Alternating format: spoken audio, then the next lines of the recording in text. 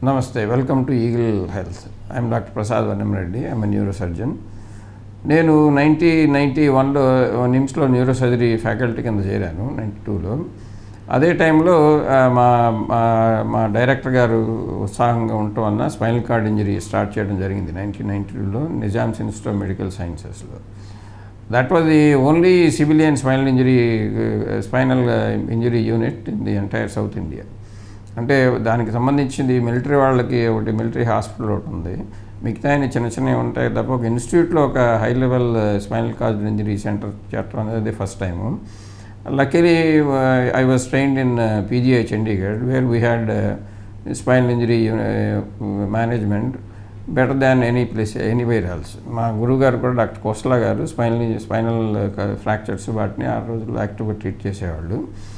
Treat చేయటం వల్ల అప్పుడు నేను ఫస్ట్ 2 yearsలో మా దగ్గర అడ్మిట్ అయ్యే స్పైనల్ ఇంజరీ పేషెంట్స్ ఎవరు వస్తున్నారు, ఎలా వస్తున్నారు, ఎందుకు యాక్సిడెంట్ అవుతున్నాయి దాని మీద రీసెర్చ్ చేశాను అన్నమాట.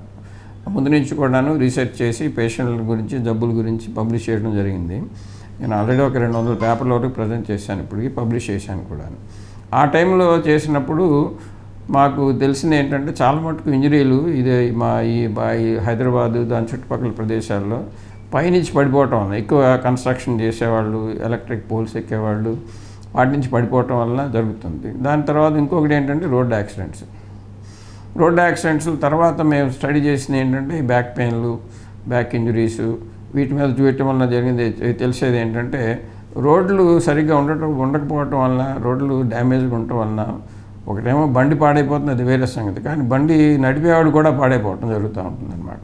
చాలామందికి బ్యాక్ పెయిన్ రావడం ఈ రోజుల్లో ఏంటంటే మేము ఇప్పుడు ఈ సాఫ్ట్వేర్ ఇంజనీర్స్ వాళ్ళు వచ్చిన తర్వాత చాలా మటుకు ఈ రోజుల్లో వాళ్ళకి బ్యాక్ పెయిన్ గురించి, నెక్ పెయిన్ గురించి ఫిజియోథెరపీలు కానీ క్లాసులు కానీ తీయడం జరుగుతుంది. ఎందుకంటే కంప్యూటర్ ముందు కూర్చుని వాళ్ళు నెక్ పెయిన్ తోటి చాలా మటుకు రావటం వలన స్పెషల్గా ఇప్పుడు మీరు కనుక్కుంటే ఈ హైదరాబాద్ చుట్టుపక్కల ప్రాంతాల్లో చాలామందికి ఇవి ఫిజియోథెరపీలు చేయించడం లేకపోతే నెక్ ప్రొటెక్షన్ చేయించడం జరుగుతుంది.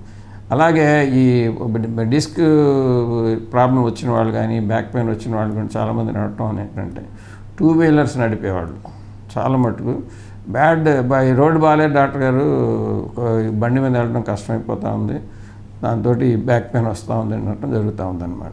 నిజంగా ఈ రెంటికి రిలేషన్ ఉందంటే డెఫినెట్గా ఉంటుంది. ఇప్పుడు పాత రోజుల్లో బ్యాక్ పెయిన్ లేవంటే పాత రోజుల్లో 2 wheelers ఎక్కడ ఉన్నాయి, పాత రోజుల్లో ఎడ్ల బండి ఎక్కేవాళ్ళు లేకపోతే నడుచుకుంటూ పోయేవాళ్ళు మైళ్ళ దూరం. ఈ రోజుల్లో అలా కాదు కదా, ఈరోజు ప్రతి వాడికి ఒక ఆటోమొబైల్ ఉంటుంది. ఆటోమొబైల్ అంటే ఒక 2 wheeler కావచ్చు, 3 wheeler కావచ్చు, 4 wheeler కావచ్చు, ఇవన్నీ గాలిలో వెళ్ళవు, అన్నీ రోడ్డు మీద వెళ్తాం. రోడ్డు సక్రమంగా లేనప్పుడు ఈ చక్రాలు అస్తవ్యస్తంగా నడుస్తున్నప్పుడు లోపల కూర్చున్నప్పుడు పరిస్థితి కూడా అలాగే ఉంటుంది కదా.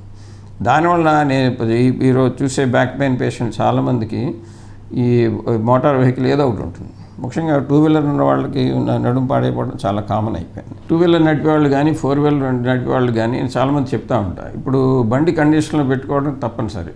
ఇప్పుడు ఎక్కువ రోడ్ డ్యామేజ్ అయిన చోట మీరు వెళ్ళటం వలన షాక్ అబ్జార్బర్స్ పోతాయి, అవి అట్లానే గాలి కూడాను తొందరగా తగ్గిపోయే అవకాశం ఉంటుంది. ఎందుకంటే మట్టి రోడ్ల మీద రాళ్ల మీద నడిచినప్పుడు మీరు బాగుండాలంటే మీ బండి బాగుండాలి, మీ బండి బాగుండాలంటే రోడ్డు బాగుండాలి. సేమ్ థింగ్, రోడ్డు బాగుండకపోతే బండి పాడైపోతుంది, బండి నడిపేవాడు కూడా పాడైపోతాడు అన్నమాట.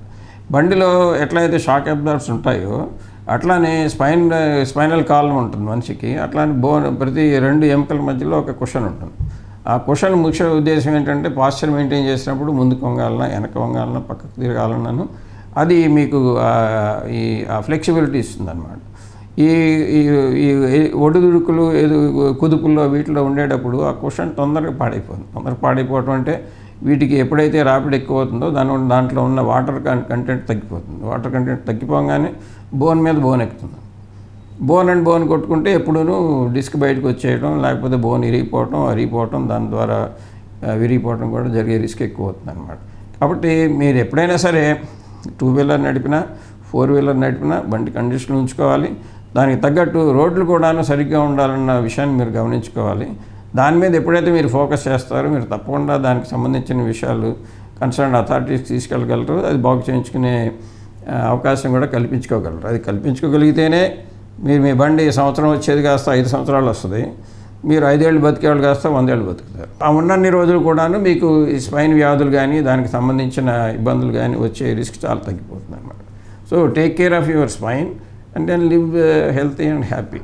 That's important. Take care of your vehicles also and the roads that are taking care of you. Thank you. Like and subscribe Eagle Health and Beauty.